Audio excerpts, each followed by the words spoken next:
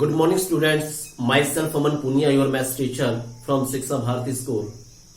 स्वागत करते हैं आज की क्लास में. आज आपको पता है कि जैसे कि हम जब क्लास ले रहे थे गूगल मीट पे काफी प्रॉब्लम आ रही थी, तो हम हफ्ते में 2 बार गूगल मीट पे आपकी प्रॉब्लम ले लेंगे, वरना ऐसे ही वीडियो डालते रहेंगे. ठीक है. आपका जो क्वेश्चन नंबर 6 है, 5th क्वेश्चन हो गए थे आपके. हाँ, 5th क्वेश्चन हो गए थे, सॉरी 4th हो गए थे. 5th रहता है, वो बाद में देख लेंगे, डिस्कस कर लेंगे, कोई खास बात नहीं है. क्वेश्चन नंबर 6 देखिए. आपका क्वेश्चन क्या है? If the work done by a body application of a constant force is directly proportional to the distance travel by the body.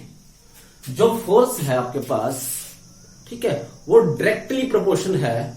आपने पढ़ा हुआ एक इनवर्स प्रोपोर्शन होता है, एक डायरेक्टली प्रोपोर्शन होता है. डायरेक्टली प्रोपोर्शन में क्या होता है कि जैसे कोई चीज को इंक्रीज किया जाता है, दूसरी चीज भी उसके अकॉर्डिंग इंक्रीज हो जाती है. ठीक है. लेकिन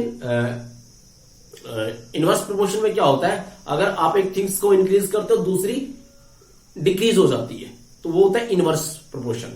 ठीक है. डायरेक्ट प्रोपोर्शन में अगर आप किसी चीज को बढ़ा रहे हो, तो उसके अकॉर्डिंग दूसरी कोई थिंग्स है वो भी क्या हो, इंक्रीज हो, वो होता है डायरेक्ट प्रोपोर्शन. ठीक है. तो आपके पास क्या है, डायरेक्टली प्रोपोर्शनल है डिस्टेंस ट्रेवल. कौन है डायरेक्टली प्रोपोर्शन? डायरेक्टली प्रोपोर्शन कौन है? Force. If the work done bye the body, ठीक है, directly proportion, constant force is directly, मतलब जो वर्क डन है वो डायरेक्टली प्रोपोर्शन है किसके? वर्क डन बाय द जो फोर्स है और जो ट्रेवलिंग डिस्टेंस है. जो फोर्स है, जो वर्क डन है, वो डायरेक्टली प्रोपोर्शन है किसके? कांस्टेंट फोर्स दिया है. कांस्टेंट क्या है? फोर्स है. और क्या है? आपको पता है कि जो वर्क डन क्या होता है, फोर्स लगाते हो, ठीक है, कोई चीज डिस्प्लेस हो जाती है तो तभी वर्क माना जाता है. बात समझाई? डिस्प्लेसमेंट होती है, वर्क कितना हुआ है, फोर्स मल्टीप्लाई डिस्प्लेसमेंट, यही होता है ना. आपने पढ़ा होगा फोर्स. ठीक है. या बात समझिए, ये है एक्सरसाइज का कंसेप्ट है. ठीक है, देख लेना इसको. तो express this in the form of linear equation. Equation की फॉर्म में आपको इनको चेंज करना है इनटू वेरिएबल. ठीक है. फॉर्म ऑफ लीनियर इक्वेशन आना चाहिए. Linear equation into variable. ठीक है. ड्रा द ग्राफ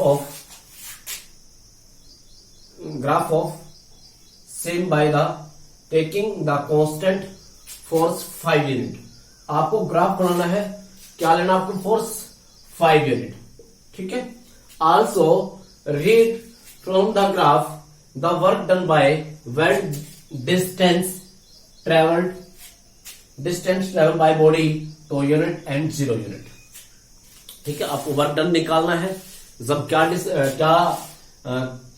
कितनी डिस्टेंस ट्रेवल हुई हो, 2 यूनिट हुई हो और 0 यूनिट हुई हो. ठीक है. बात समझे? गिवन क्या है आपके पास? वर्क डन है, वो डायरेक्टली प्रोपोर्शन है किसके? कांस्टेंट फोर्स दिया, directly proportion to travel distance के. कांस्टेंट फोर्स दिया है और वो क्या डायरेक्टली प्रोपोर्शन किसके है? ट्रेवलिंग डिस्टेंस के. ठीक है. आपको फोर्स क्या रखना है? 2 यूनिट रखना है. और आपको क्या करना है? ग्राफ बनाना है. ग्राफ बनाने के बाद आपको रीड करना है, अगर डिस्टेंस आपकी 2 यूनिट है तो फोर्स कितना है. ठीक है. वर्क डन बताना आपको, वर्क डन कितना है, और अगर 0 यूनिट है फिर वर्क डन बताना है. हम क्वेश्चन को मैंने थोड़ा सा सोल्व किया है ताकि टाइम कम से कम कंज्यूम हो. देख लीजिए. Let the distance travel and work done by body X and Y. जो डिस्टेंस ट्रेवल है वो आपके पास x है, और जो वर्क डन है वो आपके पास क्या है? y है रिस्पेक्टिवली. आपको गिवन क्या है? आपको गिवन है जो work done by body directly proportion है किसके? डिस्टेंस ट्रेवल के. डिस्टेंस ट्रेवल के. क्लियर? और आपको पता है ये किसका सिंबल है? प्रोपोर्शनल का. ये सिंबल किसका है? प्रोपोर्शनल का सिंबल होता है. ठीक है. जो वर्क डन बाय बॉडी है, यहां बॉडी आना चाहिए था, work done by body directly proportion है किसके? डिस्टेंस ट्रेवल के. किसके? आप इसको ऐसा लिख सकते हो, क्योंकि हमने अभी माना कि जो हमारा वर्क डन कितना है वो y है, और जो आपका ट्रैवलिंग डिस्टेंस है वो क्या है, x है। आपको पता है कि प्रोपोर्शनल का सिंबल हटाने के लिए कोई कांस्टेंट वैल्यू ले ली जाती है, कोई कांस्टेंट वैल्यू ले ली जाती है। तो y इक्वल टू, अब इक्वल टू हो गया आपके पास, और kx, और आपको कांस्टेंट फोर्स कितना दिया है, यहां पे कांस्टेंट फोर्स कितना दिया है, 5 यूनिट, मींस k की वैल्यू क्या गिवन आपके पास, 5 यूनिट। ठीक है, where k is constant force और k कांस्टेंट, ठीक है। इफ k कांस्टेंट फोर्स है, इफ k फोर्स जो कांस्टेंट फोर्स है इज 5 यूनिट, वो कितना गिवन आपके पास, 5 यूनिट। तो आपके पास ये इक्वेशन बन गई है, k की वैल्यू क्या रख दी आपने, 5।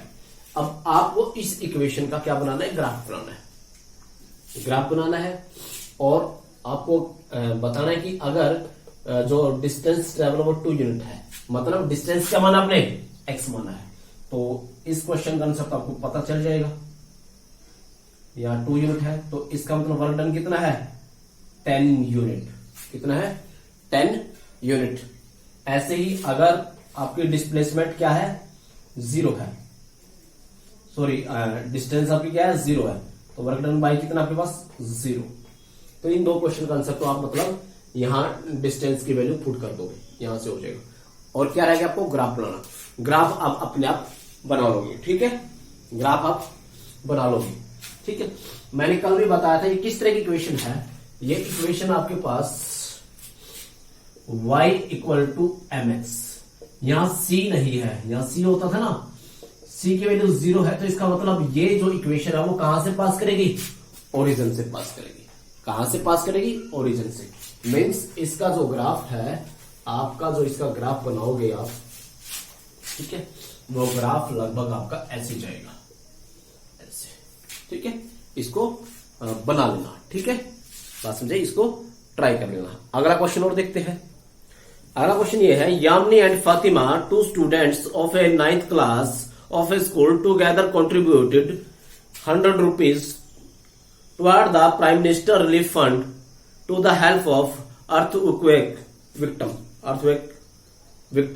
Write the linear equation which satisfies this data. ठीक है, इस डाटा का सेटिस्फाई करे and draw the graph of the same. और आपको क्या करना है, graph. You may take their contribution as x and y rupees. तो देख लीजिए, बात समझे, दोनों ने, यामिनी और फातिमा ने कितना कंट्रीब्यूट किया आपके पास, 100 रुपीज, दोनों ने मिलकर कितना किया, 100 रुपीज। अब आपको नहीं पता किसने कितना किया है, बात समझे, कहां किया है, प्रधानमंत्री रिलीफ फंड में। क्या भूकंप आपदा कोई आ गई है, उसके लिए रिलीफ फंड किया गया है, ठीक है। तो आपको पता है कि आपने मान लिया कि लेट जो फातिमा ने कंट्रीब्यूट किया है वो क्या है, x है, और जो यामिनी ने कंट्रीब्यूट किया वो y है। मीन्स दोनों का टोटल कितना है, 100 रुपीज, ठीक है। इस इक्वेशन का आप ग्राफ बनाओगे, ठीक है। ग्राफ बनाना मैंने आपको सिखा दिया है पिछली क्लासेस में, ठीक है। आप यहां कोई भी वैल्यू पुट कर सकते हो, ठीक है। आप इसका ग्राफ बना लेना और बस ग्राफिकल रिप्रेजेंटेशन करना है। आपने मान लिया कि जो फातिमा ने क्या किया है, x रुपीज कंट्रीब्यूट किया है, और यामिनी ने क्या y रुपीज कंट्रीब्यूट किया है, उसके बाद ऐसा, ठीक है। टोटल अब आपको अकॉर्डिंग टू क्वेश्चन दोनों का टोटल कंट्रीब्यूशन कितना है, 100 रुपीज, मतलब x plus y equal to 100। क्यों, क्योंकि दोनों ने मिलके, मान लिया एक ने 50 रुपए दिए तो दूसरे ने कितने 50 दिए, तो दोनों का सम कितना है 100। एक ने 60 कंट्रीब्यूट किया है, दूसरे ने 40 करेगी फिर, ठीक है। अगर एक 90 कंट्रीब्यूट करती है, दूसरी 10 करेगी। अब एक ने x किया है, दूसरे ने अपने y मान लिया, लेकिन दोनों का सम कितना आएगा, 100, ठीक है। बात समझे। एक क्वेश्चन रहता है और करते हैं। क्वेश्चन नंबर जो आपके पास 8 है, in the countries like USA, Canada, temperature is measured in Fahrenheit. आपको पता है USA और कनाडा में जो टेम्परेचर है वो कैसे रीड किया जाता है, कैसे मेजर किया जाता है, फारेनहाइट में रीड किया जाता है। वेयर एज जो इंडिया जैसी कंट्री है, इंडिया मेजर इन सेल्सियस, किसमें, सेल्सियस में मेजर करती है।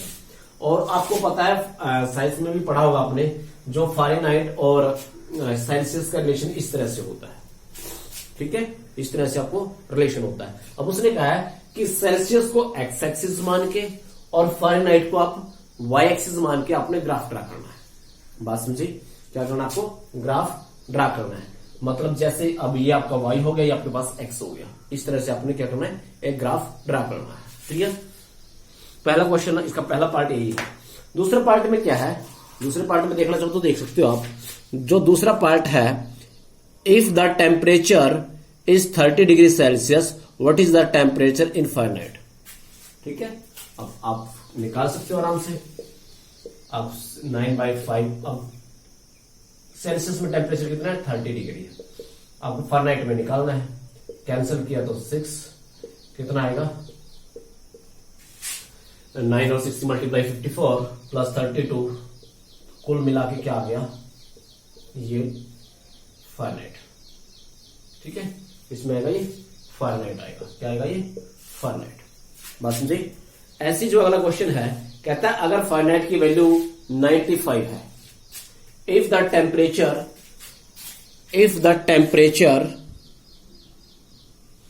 Is 95 Fahrenheit, what is the temperature in Celsius? मतलब इस पार्ट में आपके पास क्या है? अब फ़ारेनहाइट की वैल्यू क्या गिवन है आपके पास?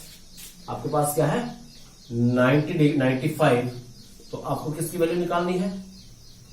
सेल्सियस की। आपको पता है सबसे पहले क्या होता है? माइनस होता है। ठीक है, आप इसको पहले क्या होगा? माइनस करोगे।